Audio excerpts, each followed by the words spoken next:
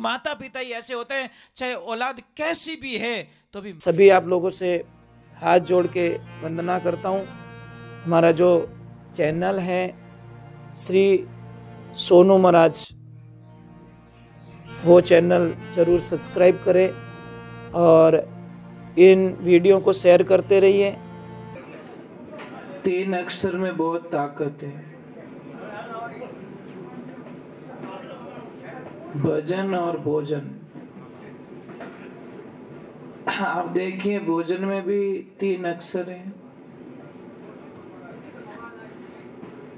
और भोजन में भी 3 अक्षर है। भोजन अक्षर सेम है ना, भजन। भोजन में खाली एक मात्रा है, ज्यादा है, और भजन में कोई मात्रा नहीं है। बस देखिए, यही ताकत देखिए, एक मात्रा की ताकत देखना। अभी क्या है, रात्रि को भजन है और कल सुबह में भोजन है। कल देखो, ये जगह खाली नहीं मिलेगी आपको। एक मात्रा में शक्ति देखिए आप, अक्षर सेम है, तीनों अक्षर एक मात्रा इन्वॉल्व है, तो बहुत सारे लोग आएंगे। बस यही हमें समझना पड़ेगा। जितना आनंद आपको भोजन में आता है ना,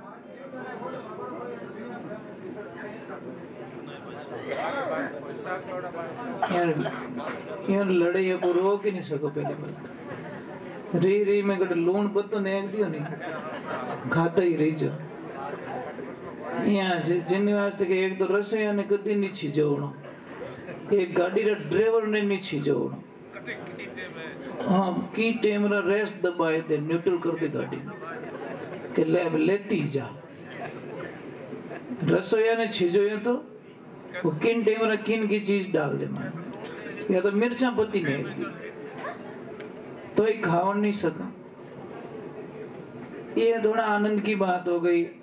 हमारा जीवन का लक्ष्य क्या है, हम दुनिया में क्यों आए, हमारा मेन उद्देश्य क्या है।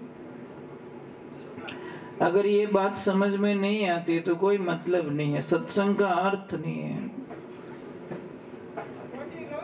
हाँ लाओ ठाको थे ठाको गणी बेटा, क्या करे महाराज, इतनी बेगी मत लाओ, सुबह जिमे। उन्होंने कहो कि थोड़ा सा या तो थोड़ा तपेलो पड़ने ले जाओ उन साइड में थोड़ा जगह, क्या बोलिए बिना वही काम नहीं रहे महाराज। भीमी बोल नहीं पड़ी, वे इतना मस्ती में है कि इन चीज को लेन देन ही नहीं। हमारी जगह सही है, पापा जगह सही है। हाँ नहीं, सही बात है। सत्संग में अलग अलग प्रकार के लोग आते हैं, कनिष्ठ, मध्यम और उत्तम। कनिष्ठ क्या करता है, सत्संग का नाम लेते तो विचार करता है कि मैं जाऊं कि नहीं जाऊं, जाऊं कि नहीं जाऊं। मध्यम क्या करता है, रवाना होने का मन तो करता है अपना, फिर विश्राम कर देता है, चलो ना सुबह जाएंगे। और उत्तम क्या करता है, हाँ देखो कितना शांति हो गई, एकदम शांति। पैसा पासो चालू मत कर जवा। तो उत्तम क्या करता है, सत्संग का नाम लेते ही उसको वैराग चढ़ता है, नहीं मुझे चाहना है, नहीं मुझे चाहना है। कई लोगों को देखो, मेले का नाम लेते ही उनको बहुत अच्छा लगता है, कई लोगों को फिल्म का नाम लेते ही अच्छा लगता है, और कई लोगों को सत्संग का नाम लेते ही अच्छा लगता है। इंसान सारे वही है। एक परिवार में देखना, एक को फिल्म अच्छी लग रही है, एक को भगवान के भजन अच्छे लग रहे, तो घर में लड़ाइयाँ यही तो होती है। टीवी पे यही तो लड़ेगी। कोई तो कहते रामायण आ रही है, रामायण निकाल यार, तो दूसरा वाला रिमोट लेके निकाल देता फिल्म। ये हो गया झगड़ा। मतलब छोटी सी बात से, एक को फिल्म अच्छी लग रही, टीवी एक है, एक को फिल्म देखनी, एक को रामायण देखनी है। ये भाषाएं हमें समझ में आनी चाहिए कि हमारा जीवन का कल्याण किससे हो सकता है। आप देखना, चाहे कोल्ड ड्रिंक पी लो, चाहे लस्सी पी लो, चाहे जूस पी लो, आखिर में जो प्यास होती है ना, वो पानी से बुझती है। मूल तत्व पानी है। आप लस्सी पी के प्यास नहीं बुझा सकते, जबकि वो लिक्विड है। आप कोल्ड ड्रिंक पी के नहीं बुझा सकते प्यास, जबकि वो पानी जैसे ही लिक्विड है। आप जूस पी लीजिए, कुछ भी पी लीजिए, आखिर में पानी पिएंगे ना। आप ट्राई करके देखिए, मूल तत्व जब आपको मिलेगा ना, बड़ी शांति मिलेगी। 5 पकवान बने हुए आपके सामने, पूड़ियां हैं, सब्जी है, सारी चीजें, मिठाई, अच्छी सी मिठाई है, काजू कतली है, परंतु वहां पे भी सारी चीजें आपके सामने पड़ी है। और किसी एक बंदे ने आवाज लगा दी कि रोटी, तो आप तुरंत बोले वही वही वही, इधर रोटी वाला है, तू इधर आ, ले, तेरे सामने इतनी चीजें पड़ी है, मिठाई पड़ी, काजू कतली पड़ी, वो पड़ा, पकवान पड़ा, पर रोटी का नाम लेते ही आपका ध्यान रोटी की तरफ जाएगा, क्योंकि मूल तत्व क्या है? रोटी है। ऑटोमेटिक हमारा 2 रोटी होती तो मैं आराम से जिम लेता, इतनी चीजें पड़ी तो आराम से अभी भी नहीं जिम रहा है, क्योंकि ये दिखावा, ये क्या मेकअप है। जो ये पकवान होते हैं ना, इसको हम मेकअप कहते हैं। और थोड़ी देर बढ़िया लगे, પછી કઈ કે મારે ગેસ ઘણો બને, ગેસ બને કઈ ખાયો अलग अलग, तू तो थोड़ो खाटो पी लियो, थोड़ी लस्सी पी ली, थोड़ो मिर्ची वड़ो खाई लियो, थोड़ो रसगुल्लो खाई लियो, वेंगर जैन फाइटिंग री मायने वो तो के तू अटकाई करे, वो के तू अटकाई करे, ए लड़ी जन પછી के मारे गैस घणो बने, गैस कई धारे बम वाणी देख जे तू। ये दिखती बात है भाई। एक काम करो ना, एक पिंजरे में आप 5 को, एक भैंस डाल दो, एक गाय डाल दो, एक गधा अंदर डाल दो, एक घोड़ा डाल दो, फिर देखो मजा कितनी लड़ाइयां होगी। तो उसको देख के हमें पता नहीं चलता कि ये इनकी कॉम्बिनेशन नहीं बैठ रहा है, तो मेरे पेट में अलग अलग चीजों का कॉम्बिनेशन कैसे बैठ सकता है? नहीं हो सकता है। ये जबान का स्वाद के कारण हम लोग 80% लोग बीमार हो जाते हैं। और बीमारी का मूल कारण क्या है? खानपान। अब खानपान शुद्ध रखिए। मैं तो कहता हूं कि जितनी, किसको शुगर है ना, जिंदगी में गेहूं की रोटी कभी मत खाओ, शुगर जिंदगी में कभी नहीं होगी आपको। अब बोले महाराज भूखा मरा कहीं करो, अरे भाई बाजरे की रोटी खा लो, जौ की रोटी खा लो, ज्वार की रोटी खा लो, वो तो चीजें खाते नहीं हम लोग। गेहूं का फुलका थने फुल को बना दी। हाँ सच बोल रहा हूं, आप गेहूं की रोटी छोड़ दीजिए। दूसरी नंबर, दूध छोड़ दीजिए। 2 चीज छोड़ दिए, आपकी शुगर की बीमारी जड़ से खत्म हो जाएगी। कोई दवा लेने की जरूरत नहीं है, ये इंसुलिन लेने की जरूरत नहीं है, आपको टेबलेट लेने की जरूरत नहीं है। परंतु नहीं, बहुत तो नहीं छूटे, थोड़ी थोड़ी तो कण खाओ चाहे मन खाओ, बात तो हो गई ना। पर समझौता कोई नहीं करना चाहता, पैसे दे देंगे, बीमार हो जाएंगे। तो हमारी जिंदगी को समझनी पड़ेगी हमें, हमारा जीवन क्या है। ये शरीर है ना प्रभु, कहीं मार्केट में तो नहीं मिलता ना, नहीं मिलता। सारी चीजें भौतिकता की जो दिखने वाली चीजें, रजाई फट गई दूसरी ले आओगे, बत्ती फूट गई दूसरी ले आओगे, कपड़े फट गए दूसरा ले आओगे, ये बॉडी कहां से लाओगे आप? ये शरीर कहां मिलता है? और जिन कहीं सूतो अचेत नींद में, अरे मृग सब खेत उजाड़े, बड़ी मुश्किलों खेती पाके, यानी तो क्यों बिगाड़े। 5-25 मृगणी ये तो चिड़िया धाड़े, चेत सके तो चेत बावरा, नहीं तो तने जड़ा मूल सुई पाड़े। कोई नगरी के राजा थे, उसी नगरी के बाहर कोई संत महात्मा आए, और संत तो बस अपनी मर्जी के मालिक होते हैं महाराज। उनको किसका मन लग जाए तो चले जाते महल में, और नहीं मन लगे तो अपनी कुटिया में भी आनंद ले लेते हैं। इसलिए तो किसने लिखा, वाह वारे मौज फकीरा की, वो परवाह नहीं करते अमीरा की, वो वारे मौज फकीरा की। ये फकीर आदमी की मौज यही होती है। भाई क्या होता है फकीरों के पास में? क्या होता है? अंबर ओढ़ना भूमि पतना बीच मसाना सोई, ये भूत पलीतरा शंका नहीं मानी, नहीं हसे नहीं रोई, फकीरी निर्भय पड़ा निर्मोही। क्या है फकीर आदमी के पास में? तो महाराज भगवान की ऐसी लीला होती है, राजा को पता चल जाता है कि कोई संत महात्मा पधारे हैं। तो राजा ने विचार किया कि संत महात्मा को लाना है, अपन लाए कैसे यहां पे। तो थोड़ी सी एक चर्चा फैल गई थी नगरी में। राजा ने क्या बोला कि मेरी जो 10 बकरियां हैं और 1 बकरा है, इनको कोई भी पेट भर के खिला देगा और शाम को इनकी फेवरेट चीजें मैं डालूंगा, अगर ये नहीं खाएगी तो आधा राज उसको भेंट कर दूंगा। अब राज कौन नहीं लेना चाहता, सबको चाहिए राज। तो जितने भी बकरियां चराने वाले थे वो जा जाके पूरा दिन बकरी को खिलाते पिलाते और शाम को लाते, राजा दाना डालता, वो भी डालता तो खा लेती, तो उसको राजा अंदर डाल देता जेल में, तो बकरी को पेट भर के नहीं लाया। ऐसे करते करते पूरी नगरी के लोग खाली हो गए, मतलब बकरी चराने वाले। एक दिन एक भोला आदमी निकल रहा है, जैसे ये मंदिर बनाए तूणा बनाए ऐसे निकल रहा, तो गुरु महाराज ने उस भोले को पूछ लिया कि भोला कहाँ जा रहा है, ये बकरी लेके जा, तू अकेला क्यों आ रहा है, कितने दिनों से मैं देख रहा हूं तेरे कोई मित्र नहीं आ रहे। तो उस भोले ने बोला कि गुरुदेव मैं क्या बताऊं, सब राज के चक्कर में अंदर चले गए। कि कैसे, कि वो राजा है ना, उन्होंने शर्त रखी 10 बकरियां हैं, एक बकरो है, उसको कोई पेट भर के खिला देगा पिला देगा तो मैं उसको आधा राज भेंट करूंगा। सारे अंदर चले गए। तो गुरुदेव ने बोला बोला तू लेके आ बकरियां को। तो बोला नहीं नहीं नहीं नहीं, मैं तो बाहर ही ठीक हूं, मैं अंदर जाना नहीं चाहता। गुरुजी ने बोला तू लेके तो आओ। तो बोला होता, गुरुजी को डायरेक्ट बोल गया कि मैं बाहर फिर थारा का यहाँ क्या बढ़े गई, मेरे को भी अंदर डालना चाहते हो। गुरु ने बोला तू लेके तो आओ। अब गुरु का आदेश नहीं माने तो भक्ति नष्ट होवे, नहीं माने तो भी प्रॉब्लम है ना। गुरु का वचन तोड़ना भी तो बहुत खतरनाक काम होता है। अब भगवान की ऐसी लीला हुई, वो बोला जाता है बैठता है, पूरी सभा जुड़ी हुई थी। बोले को बोला तू कैसे आया, कि हे राजन आपकी 10 बकरियां, एक बकरा मुझे पकड़ा दीजिए, मैं उनको पेट भर के लाता हूं।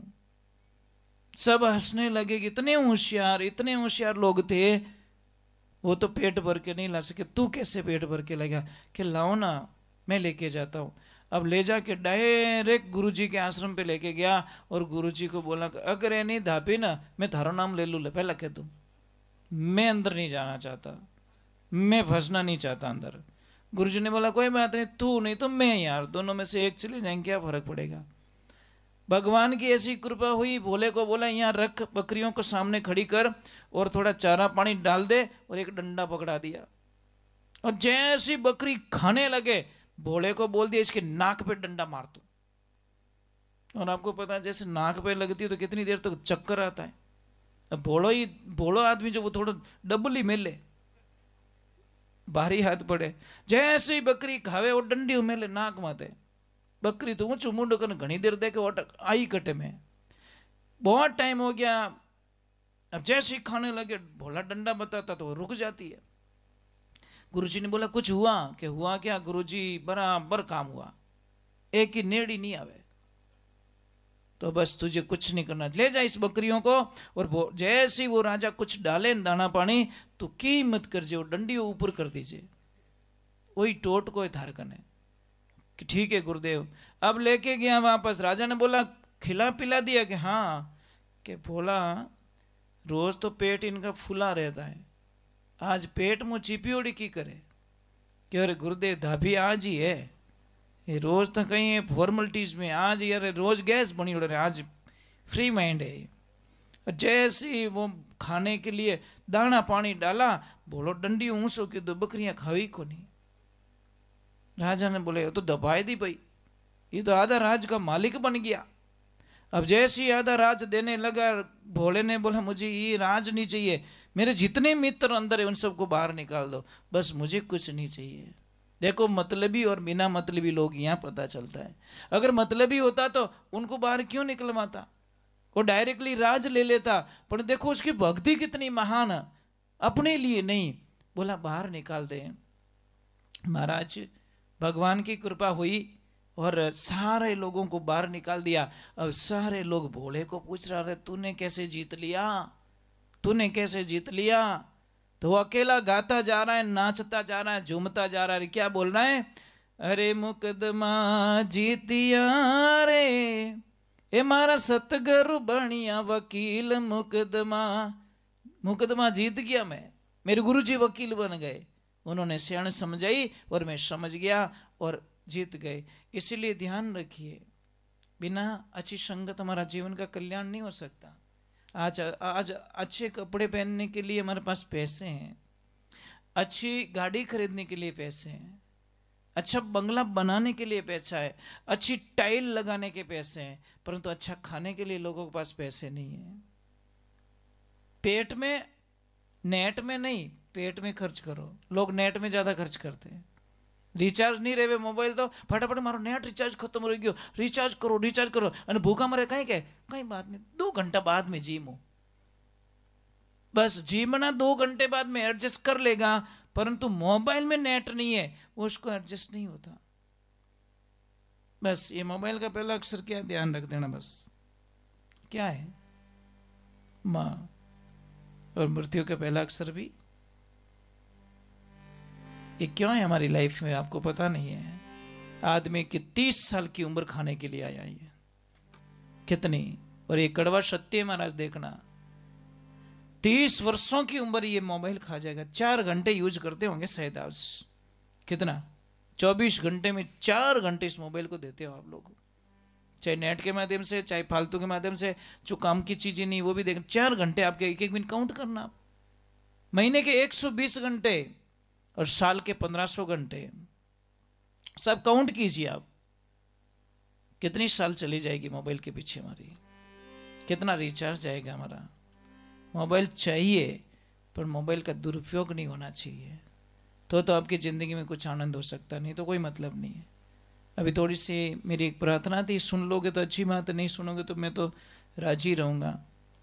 क्योंकि समझ लीजिए आपके गांव में कोई भी सेठ है, बहुत पैसे वाले, वो एक गाड़ी लेके आए 5 करोड़ की बस, और उन्होंने बोला मैं 4 धाम की यात्रा फ्री में करवाना चाहता हूँ, तो सारे लोग फटाफट बस में बैठ गए।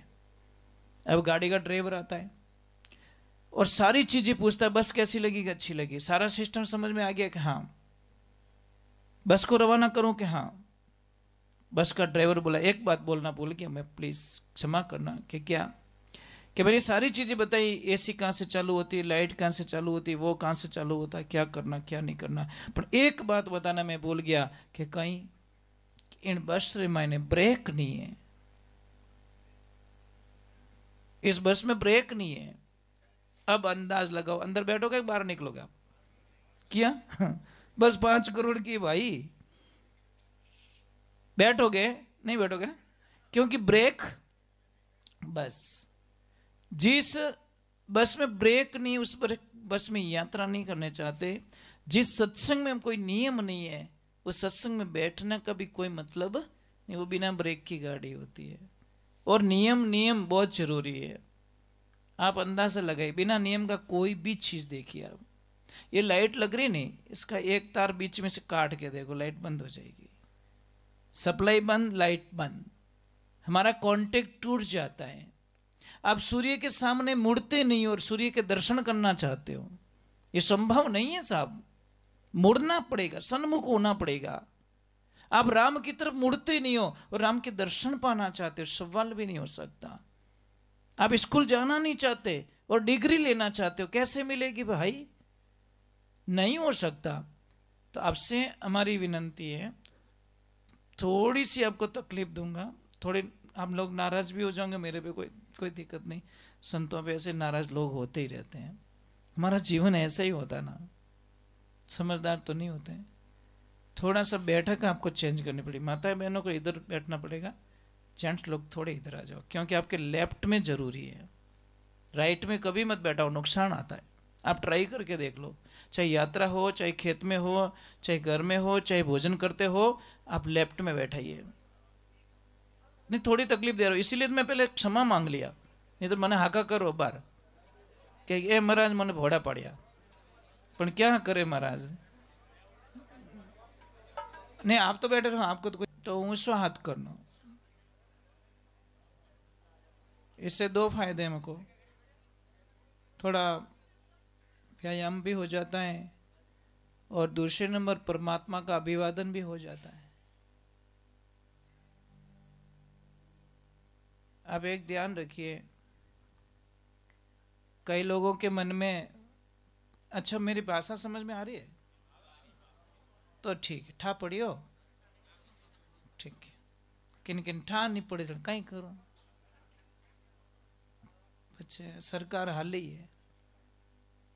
परंतु मैं पूरी कोशिश करता हूं कि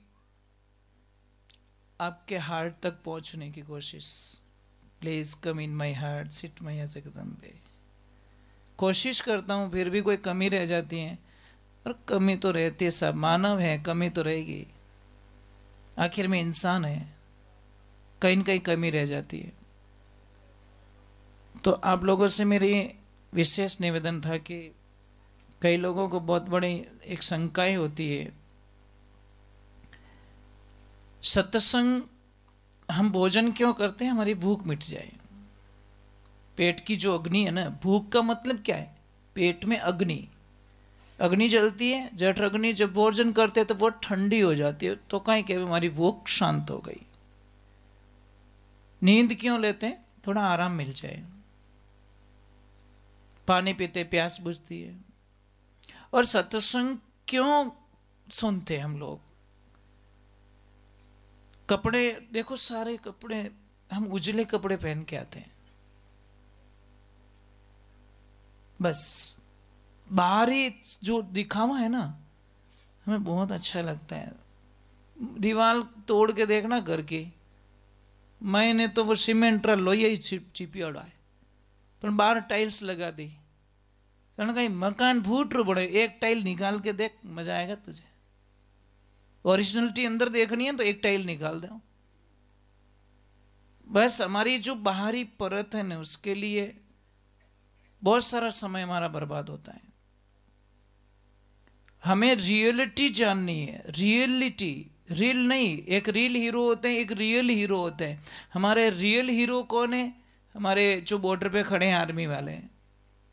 हम यहाँ पे देखो बिस्तर लेके, ठंडी लग रही, थोड़े वो कर देते हैं, दरवाजा भी बंद कर देते। वो कहाँ दरवाजा बंद करे भाई, उनको तो बॉर्डर पे खड़े रहना है। कभी सोते वक्त याद आई आपको उनकी, रियल हीरो की? हे प्रभु, मैं इन हीरोज की वजह से मैं आराम से आज नींद ले पाऊंगा और सुबह आराम की नींद से उठ पाऊंगा। कभी तो फीलिंग कर दो यार, कभी तो याद करो उनको। बच्चे उनके भी, परिवार उनके भी है, पर देखिए उनकी कुर्बानी देखिए।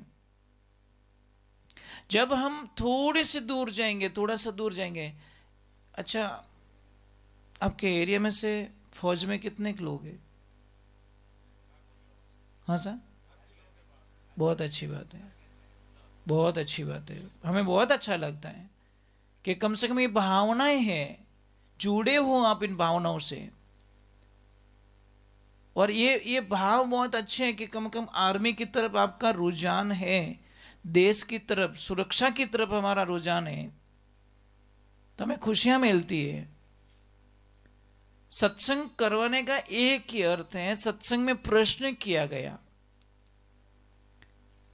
कि भगवान से इजी कोई रास्ता हो मिलने का है तो बताइए, पर प्रोसीजर करना पड़ेगा।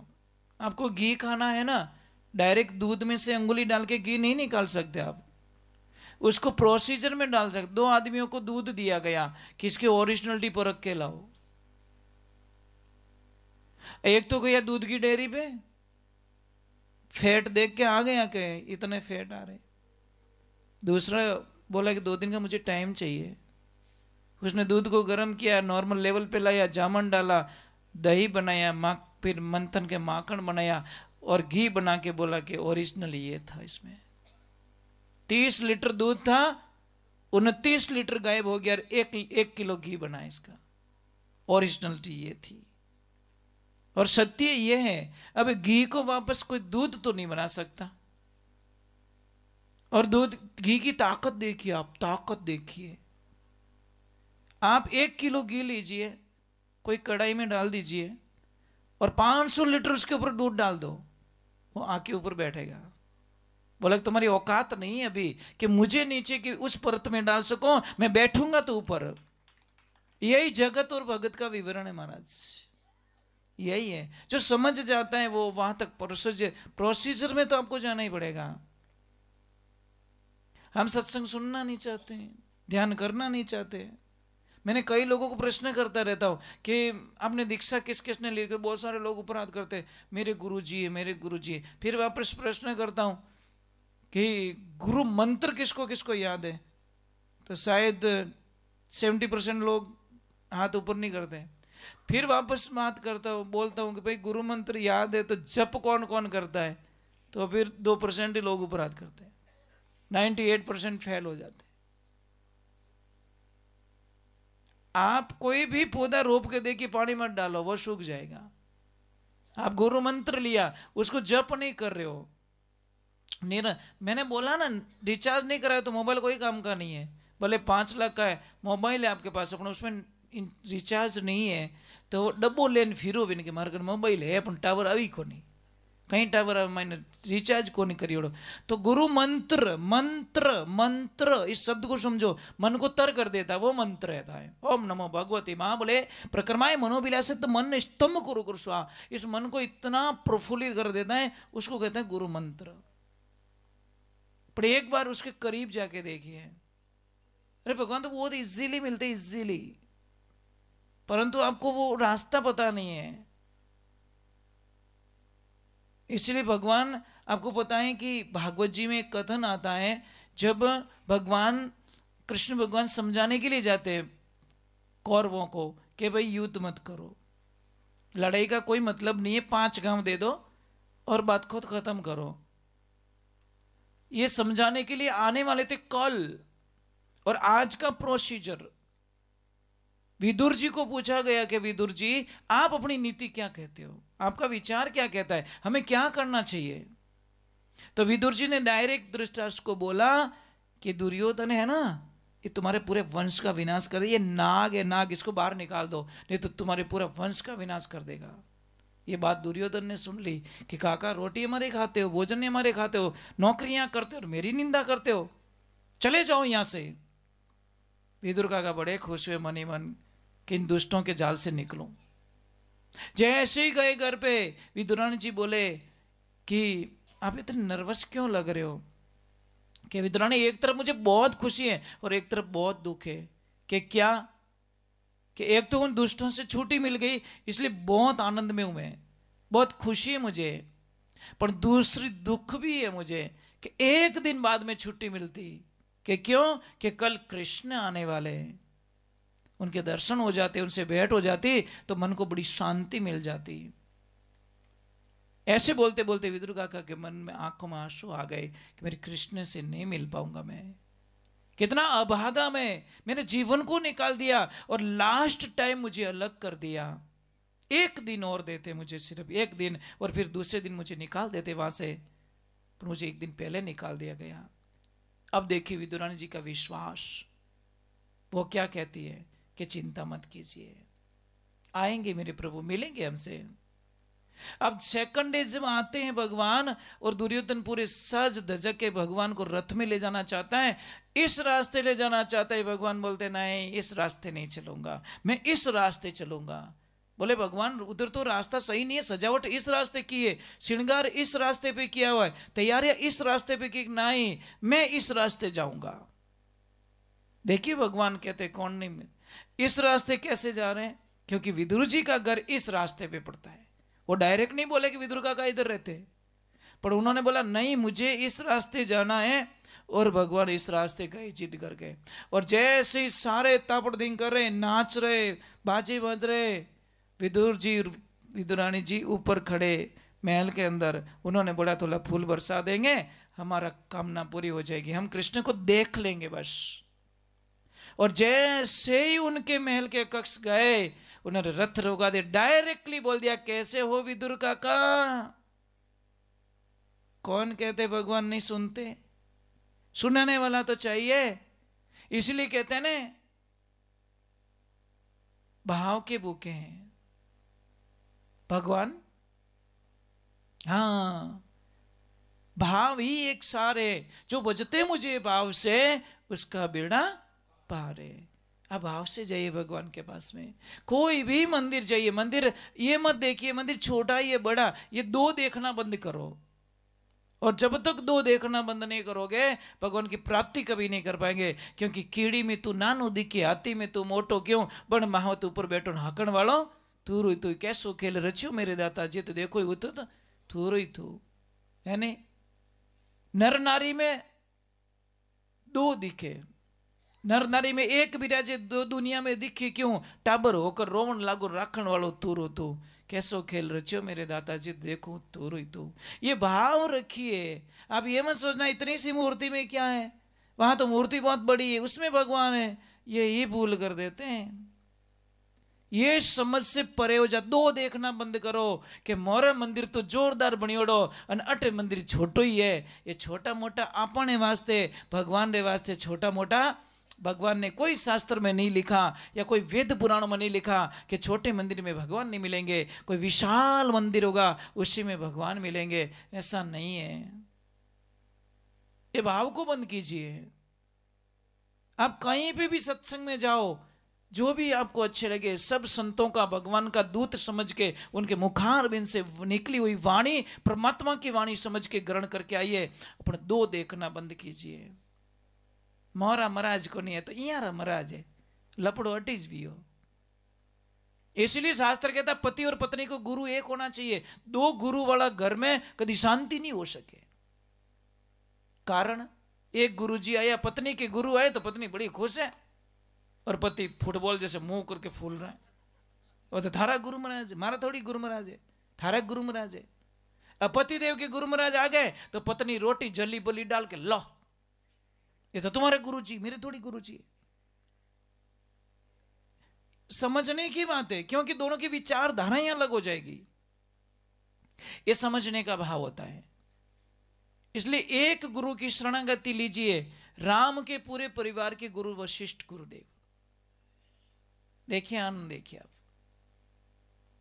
तो हमें समझना पड़ेगा इन चीजों को। ज्यादा तो नहीं बोल रहा हूं मैं कि भजन सुनना है, मैंने तो वैसे ही आगा पसंद है ही को नहीं।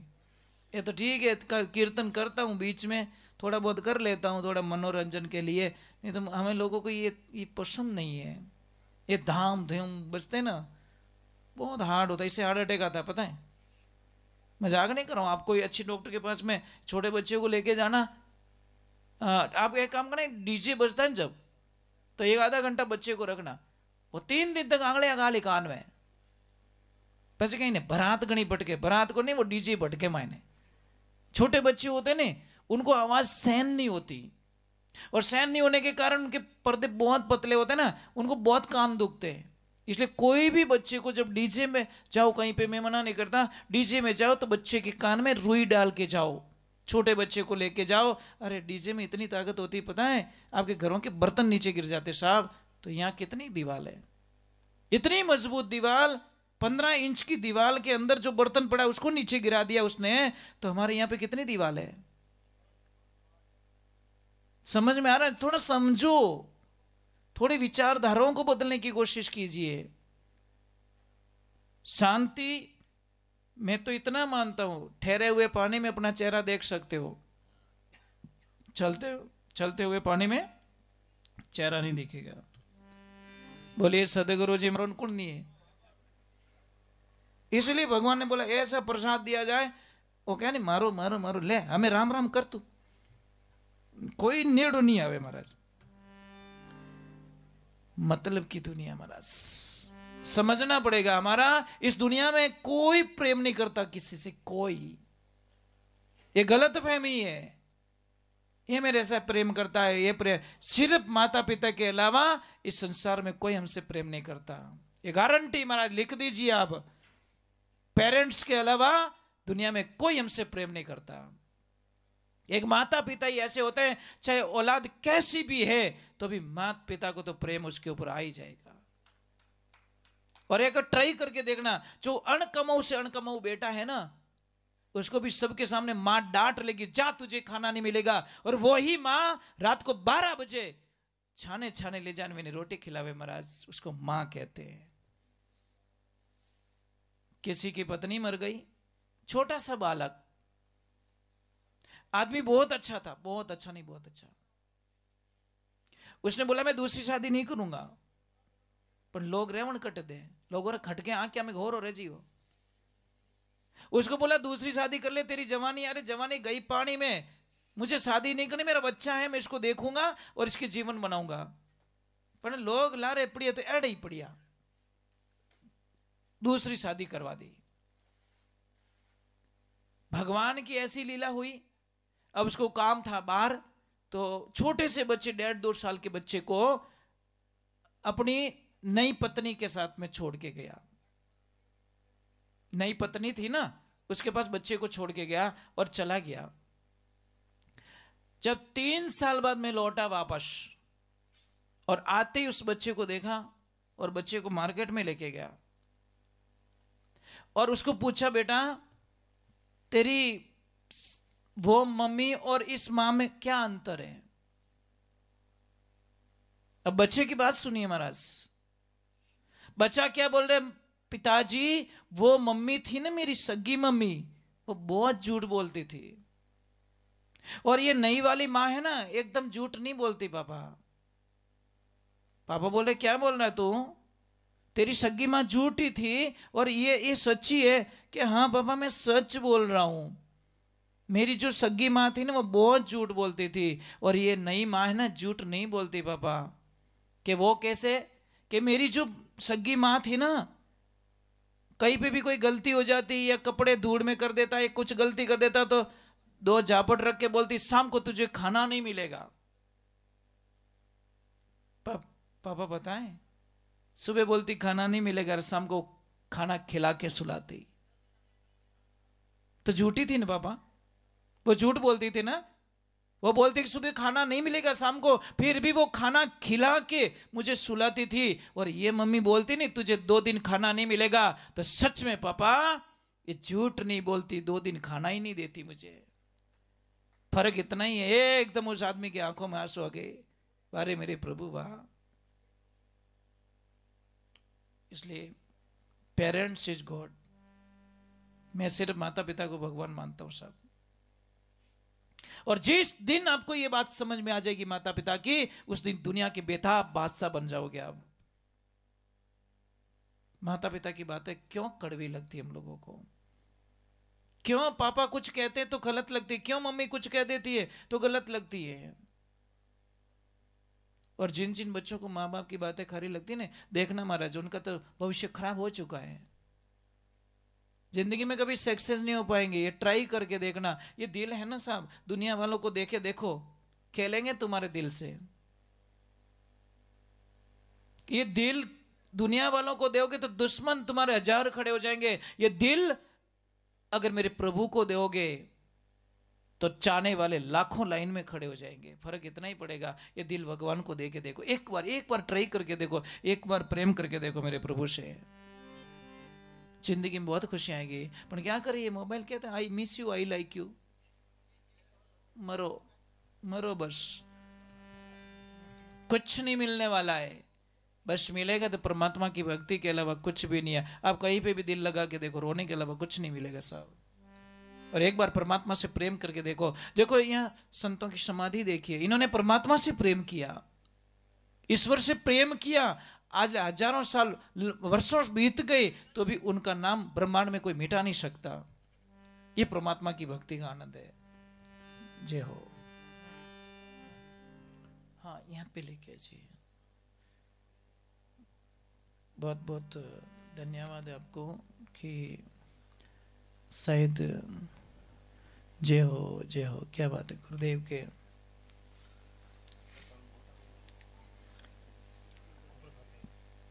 पेंटिंग करने वालों को भी बहुत बहुत साधुवाद है। बनाने वालों ने दिल से बनाया ना, इसलिए नहीं ऊंच रही है, भाव से बनाया। जय हो। देखो अभी संत महात्मा की बात हुई और गुरु जी की तस्वीर सामने आ गई।